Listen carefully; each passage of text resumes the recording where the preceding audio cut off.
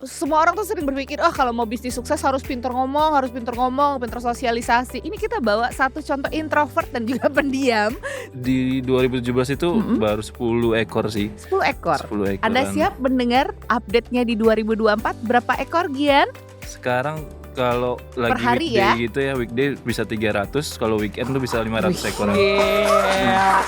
300 sampai 500 ekor. Kamu kebayang rame banget itu suara ayam kalau dijadiin di satu ruangan. Dia petak gitu.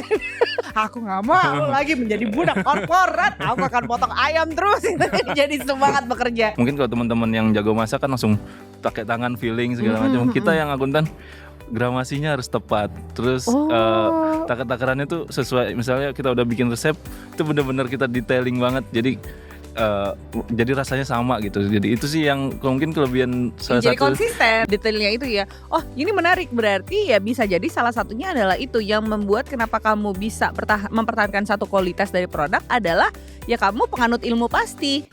UMKM maju, bangkit bersama, bersama komunitas partner GoFood. Teman-teman baru belajar bersama, partner GoFood yang lama dan baru selalu kompak. Hai, tepuk tangan dulu dong teman-teman.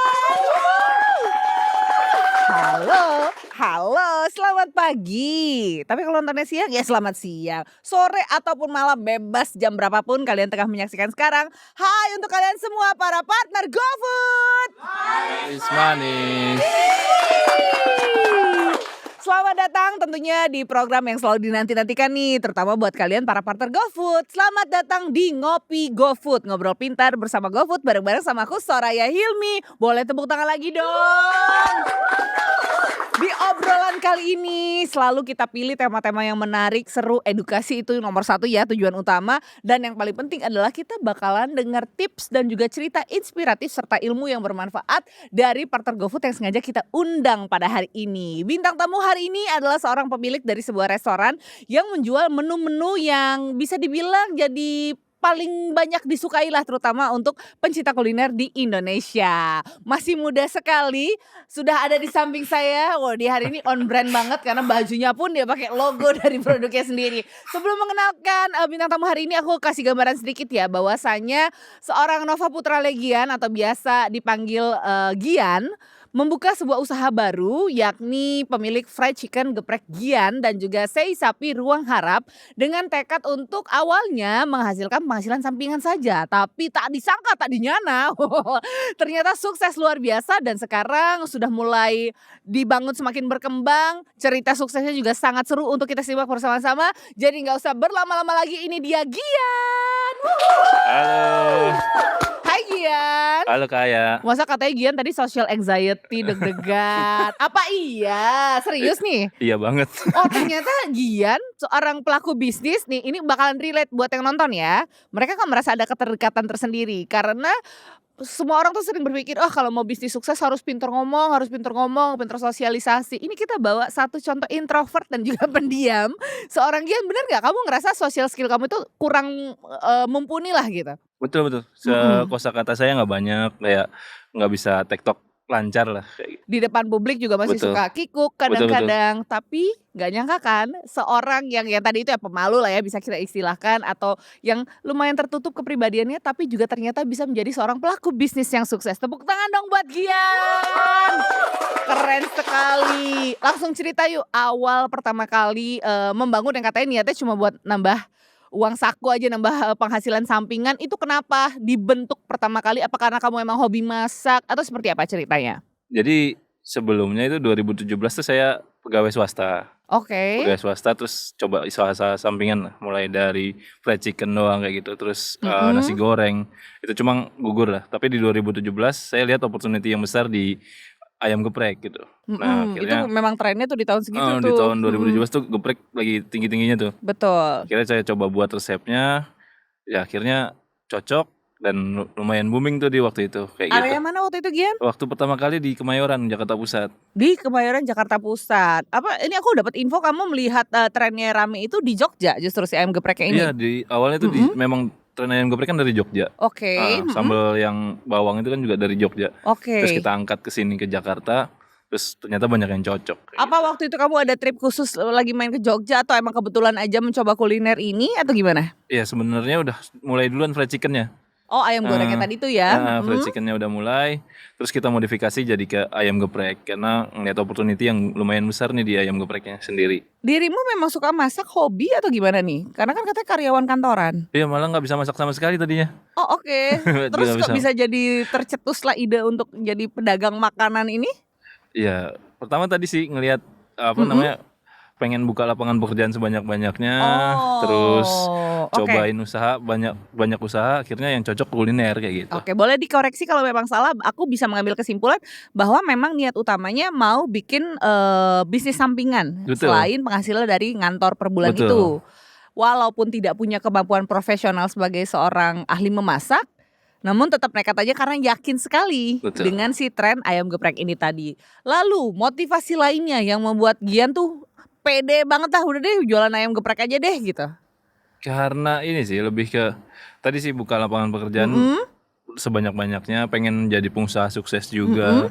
Terus ayam geprek tuh gampang lah secara operasional ya, nggak terlalu ribet di awal. Jadi kayak cuma goreng, terus Sambelnya, juga gampang gitu, semuanya easy. Jadi nggak perlu proses yang ribet di awal kayak gitu sih. Waktu itu namanya apa tuh bisnisnya untuk si ayam gepreknya? Geprek Gian langsung. Udah nggak pakai ribet. Ya memang karena geprek Gian gitu. karena bisnis sampingan, jadi saya nggak terlalu ribet gitu, jadi milih nama, udahlah pakai nama gua aja gitu kasarnya. Oh, ya udah pokoknya ya udahlah geprek Gian aja, Iya, ngapain gitu sih. ribet ya. Ternyata ya bawa keberuntungan juga sampai sejauh ini dan bisa sukses sampai sekarang. Nah, yang membedakan ini ngomongin ayam geprek, ada bermacam ayam geprek yang bertaburan sekarang. Apa yang membedakan bisnis kulinernya geprek Gian sendiri dengan pesaing lain dengan produk serupa di pasar? Ya kalau bedanya sih kita terus adaptasi inovasi menu ya. Inovasi menu kita mulai dari waktu awal banget tahun 2017 itu kita sambelnya dadakan Kak. Enak banget Jadi itu. kalau ada customer mau cabenya cuma 3, cabenya cuma 2 atau cabenya 15 gitu kan. Itu di custom sendiri sama customer, itu karakter dulu kita mulai ayam geprek. Terus kesinian kan mulai ngikutin tuh. Kompetitor ngikutin akhirnya kita bikin yang beda lagi. Bedanya sekarang kita bikin sambal Nusantara. Jadi ada sambal-sambal dari daerah-daerah Indonesia Kak. Oh, jadi macam-macam ya? Ya, jadi ada kita bestsellernya sekarang ada sambal luat dari NTT sama mantep sambal itu. matah dari Bali, sama sambal bawangnya tetap suga sih. Kayak Tetap selalu ada. Luat itu pun sebenarnya dari si sei sapi itu kan ya. Sehingga dipadu-padankan dengan geprek. Ayam geprek juga. Oh. Dan juga di awal-awal nih kalau boleh tahu, kisaran pertama berapa ekor nih terjualnya waktu itu? Berapa banyak? Di 2017 itu baru 10 ekor sih. 10 ekor. 10 ekor. Anda siap mendengar update-nya di 2024 berapa ekor Gian? Sekarang kalau lagi Per hari weekday ya? gitu ya, weekday bisa 300, kalau weekend tuh bisa 500 ekor. Gila. 300 sampai 500 ekor, kamu kebayang rame banget itu suara ayam kalau dijadi di satu ruangan. Gitu. Ini editor gue pasti ngedit muka gue jadi ayam, gue tahu banget nih ya. Tolong editin mukanya jadi ayam. Udah dieditin Oh, orang udah diniatin ya. Pak, gitu. Kan berarti gila ya, 300 sampai 500. Itu 100 ekornya ayam sendirian yang makan. Banyak banget loh itu, luar biasa sekali progresnya, berarti kurang lebih 7 tahun. Kurang lebih 7 tahun. Dan stabil sekarang kalau di weekend ya yang paling Iya. rame bisa sampai 300 sampai dengan 500 ekor. Proses yang gak mungkin dong up terus pasti ada naik turun. Nah, ketika di awal-awal yang paling dirasakan itu apa? Challenge-nya, tantangannya? Tantangan di awal konsisten sih Kak. Oh bener. Bener, itu karena di awal kan tadi kadang 10 ekor, kadang benar-benar nggak ada yang jual beli sama sekali. Ada momen seperti itu gitu ya. kan. Jadi gimana caranya konsisten pas lagi nggak ada yang beli, tetap buka gitu kan. Setiap hari harus tetap buka. Terus gimana juga konsisten kalau misalnya rame, kita kan kecapean tuh.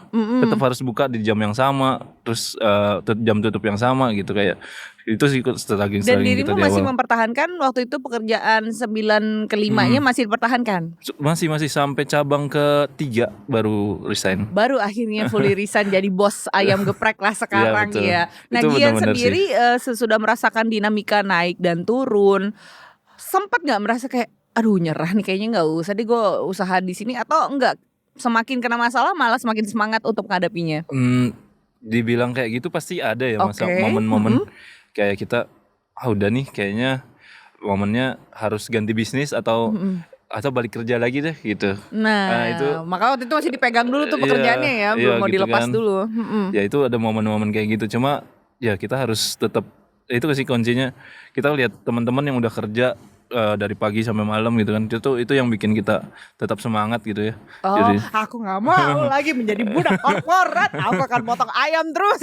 Jadi semangat bekerja. Oke, motivasi memang terserah tiap individu pasti beda-beda. Betul. Si A bisa motivasinya karena ingin menjadi bos untuk dirinya sendiri. Si B mungkin pengennya punya quality time dengan keluarga yang bisa ngatur. Jadi kalau punya bisnis dia bisa mengatur sendiri ya pola kerjanya seperti apa. Ada juga yang memang ingin sekali mengangkat perekonomian ya. Nih kalau ngomongin angka, seorang Gian akuntan betul?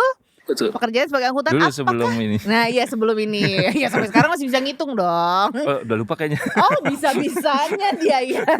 Nah sebagai seorang akuntan apakah itu juga salah satu keahlian atau skill yang mempermudah Gian untuk melakukan hitung-hitungan keuangan flow keluar masuknya ketika awal-awal berbisnis ini? Ya ternyata akuntan juga lumayan menguntungkan ya buat masak juga. Ternyata kita Oh. detail ya, maksudnya gramasi gramasi itu kita mungkin kalau teman-teman yang jago masak kan langsung pakai tangan feeling segala macam. Kita yang akuntan gramasinya harus tepat. Terus takarannya itu sesuai. Misalnya kita udah bikin resep itu benar-benar kita detailing banget. Jadi rasanya sama gitu. Jadi itu sih yang mungkin kelebihan salah Jadi satu. konsisten. Jadi konsisten sama rasanya. takaran menunya konsisten. Iya gitu sih. Waktu awal-awal banget itu kepake banget tuh kita buat. Ternyata akuntan bukan cuma soal hitung-hitungan, ternyata kita detail di Detailnya itu ya. gramasinya. Oh ini menarik, berarti ya bisa jadi salah satunya adalah itu yang membuat kenapa kamu bisa mempertahankan satu kualitas dari produk adalah ya kamu penganut ilmu pasti. Iya betul. Kamu bertahan dengan peraturan yang sudah kamu pegang. Ya ini harus segini, takarannya harus segini, enggak yang iya. sabar aja. Orang-orang kalau bilang resepnya rahasia itu karena mereka nggak tahu takarannya kan. Mereka selalu bilang resepnya rahasia. Nah jadi konsistensi itu yang boleh dipetik ya sama Betul. teman-teman yang tengah menyaksikan sekarang. Bagaimana satu pola yang terarah itu akan menghasilkan satu formula yang tepat dan nggak usah diubah-ubah lagi nih. Formulanya kan udah jadi nih. Takaran sekian menghasilkan rasanya seenak ini. Betul. Rasa pasti nggak ada tuh yang hari ini asin banget ya, ini geprek Gian, nggak ada yang seperti itu. Betul, di awal kita Karena- nggak ngerasain kayak gitu. Oh bahkan seperti itu juga sempat. Waktu kita pegang baru 1-2 karyawan nggak pernah ngerasain kayak gitu. Nah udah mulai berkembang. Rame, iya Ya itu benar-benar. baru kita mengalami kayak hal yang ini kok cabang ini beda kayak gitu Nah sih. apakah dari situ kamu segera menyikapi untuk ayo kita harus selalu berpegang teguh pada peraturan yang sudah dibuat nih. Iya, pertama harus bikin SOP yang tertulis. Terus kedua ya kita bikin central kitchen supaya ada setengah jadinya ada di central kitchen, di produk outlet tinggal finishing produk. Nah kembali lagi ke tadi skill atau kemampuan untuk berhitung, sehingga akhirnya kemampuan berhitung secara keuangan itulah yang juga mengatur keluar masuk cash flow-nya secara tepat dan pasti, dan nggak pakai lagi sistem-sistem yang nebak-nebak. Tapi itu kan karena seorang Gian emang punya kemampuan itu. Buat teman-teman yang masih kebingungan bagaimana hitungan pasti, atau kalau saya mau melakukan satu kegiatan tertentu yang promo ataupun iklan, mereka kan harus butuh hitung-hitungan. Nanti kita bahas ke situ boleh ya? Kalau waktu saya buka langsung buat dua-duanya. Jadi memang ini buat pribadi. Saya juga di usaha biasanya nggak ngambil kebutuhan pribadi dari usaha. Nah, Saya menggaji itu dia diri tuh. sendiri.